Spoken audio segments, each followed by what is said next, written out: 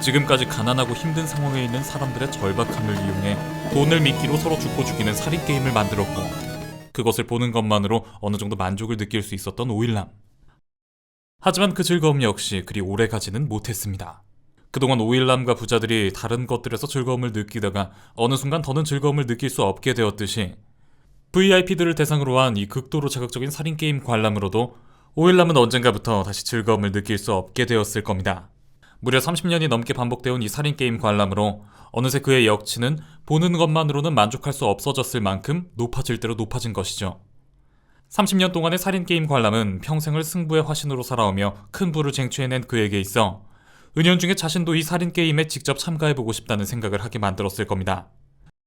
그러던 중 뇌종양이 발견되어 오래 살 수 없다는 걸 알게 된 오일남은 정말 죽음을 앞두었기 때문에 할 수밖에 없는 미친 결정을 하게 됩니다.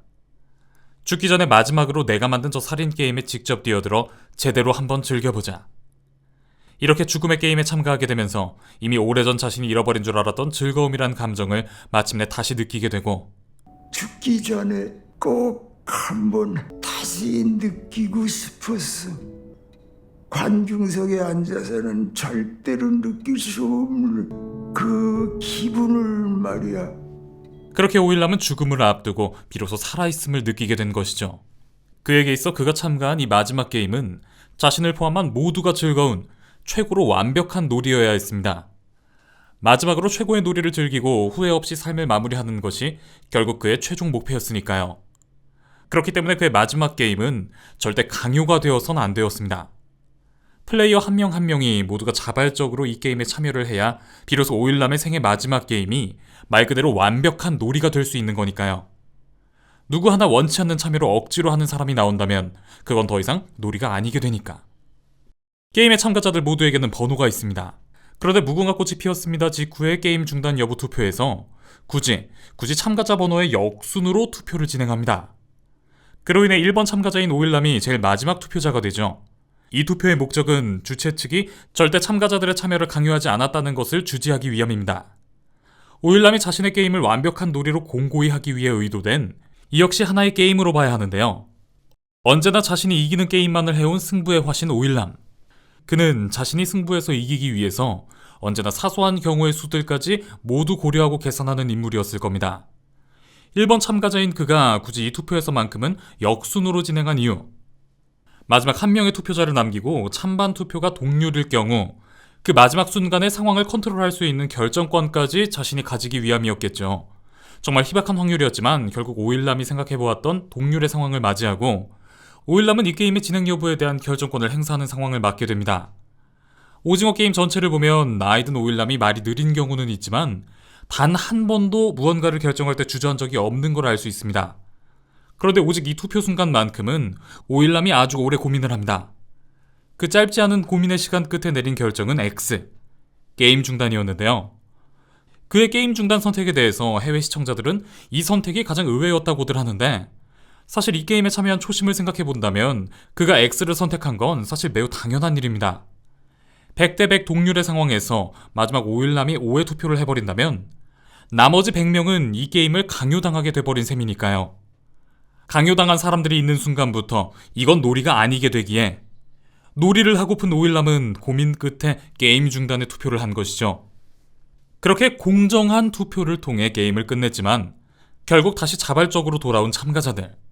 이렇게 오일남은 이 공정한 게임에 강요는 전혀 없었고 그렇기에 이를 놀이라고 스스로 확정해버립니다. 오일남의 살인게임은 계속해 공정을 강조하는데요. 이는 참가자들에 대한 세뇌와 오일남의 합리화죠.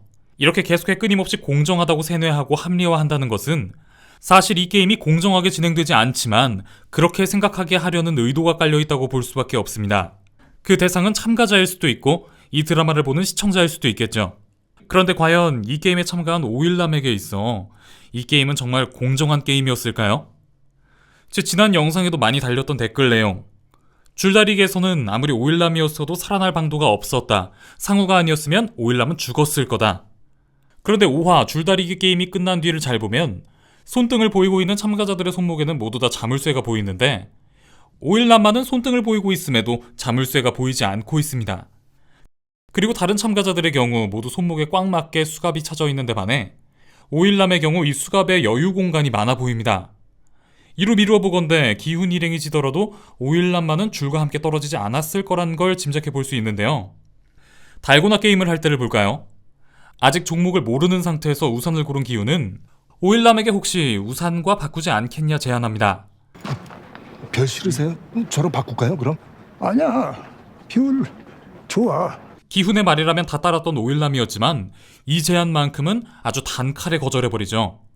그는 자신이 게임 종목을 직접 정한 호스트이기에 우산을 선택한다면 게임에서 질 확률이 높다는 걸 미리 알고 있었습니다. 이 게임이 그가 사람들을 세뇌시키고 자기 합리화하는 것처럼 정말 공정한 게임이었다면 애초에 아무도 자신을 선택하지 않을 거라는 계산으로 만들어둔 깍두기 룰은 존재해서는 안 됐고, 구슬치기 때도 기훈에게 구슬을 모두 주고 다른 참가자들과 똑같이 죽음을 맞아야 했습니다. 그런데도 오일남은 죽지 않고 살아서 다른 참가자들보다 1년을 더 살고 마지막에 성기훈과 게임 한 판을 더 하고 그 스스로는 그 마지막 게임까지 이겼다 생각하면서 천수를 다 누리고 갑니다.